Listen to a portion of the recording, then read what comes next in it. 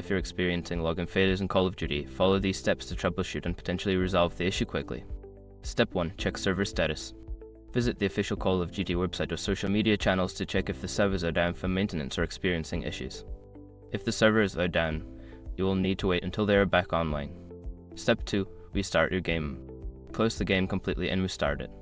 This can help refresh your connection and resolve temporary glitches that may be causing the login failure. Step 3. Verify your internet connection.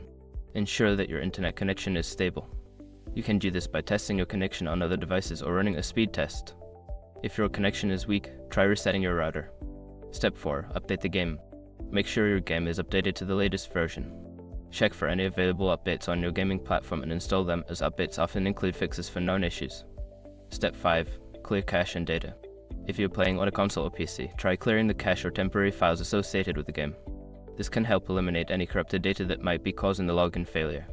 By following these steps, you should be able to address the login failure issue effectively. If problems persist, consider reaching out to customer support for further assistance.